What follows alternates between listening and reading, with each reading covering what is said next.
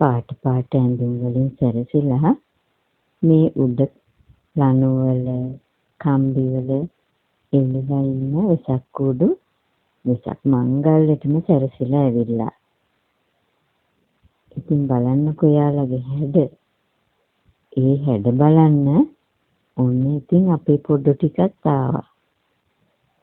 ඉතින් මේ තරම් හැඩ වැඩ වෙලා ඉන්න වෙසක් කූඩු දිහා කොච්චර බැලුවත් මදි කියලා ඒගොල්ලන්ට හිතෙනවා ඇති. ඒත් ඒගොල්ලෝ එක දෙයක් හොයනවා. කෝ ඒගොල්ලෝ ගෙදරින් අලවපු වෙසක් කූඩු කියලා. නිවාඩු දවසේ පණිවිඩයක් කියවුවා අම්මලා එකතු වෙලා වෙසක් කූඩු අලවන්න කියලා. වෙසක් කූඩු හදලා අලවන්න කියලා. මොන ඒ වාද තමයි ලැබුණේ. ඒගොල්ලෝ මේ හොයන්නේ එයාලා ගෙනපු වෙසක් කූඩු. මෙයා මේ තනි වෙලා බලාගෙන ඉන්න එයාගේ වෙසක් කූඩු පමා වෙනවා කියලා අම්මා මට පණිවිඩයක් කිව්වා. ඉතින් ඒ තරම් පමා වුනේ නැහැ. එයාගේ ලොකු අප්පච්චි එක ගේනකම් පොඩ්ඩක් එයාට බලාගෙන ඉන්න ඕන. මේ වීඩියෝ එක කරනකොට ඔන්න දැන් ලොකු අප්පච්චි එන වෙලාව.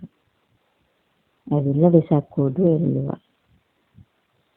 ඉතින් මොනතරම් වෙසක් කූඩු තිබ්බත් එයාලගේම තමයි එයාලට බලන්න ඕනේ. ඇත්තටම මගේව තියනවාද කියලා. ඒ අතරේ අම්මා කෙනෙක් හරිය මහන්සි වෙලා ලස්සනට රැලි කපපු කැටයම් දාලා වගේ වෙසක් කූඩුවක් තිබ්බා.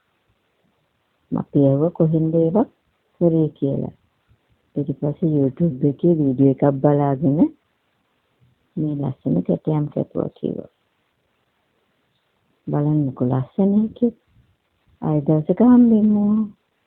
ගිහින් එන්න.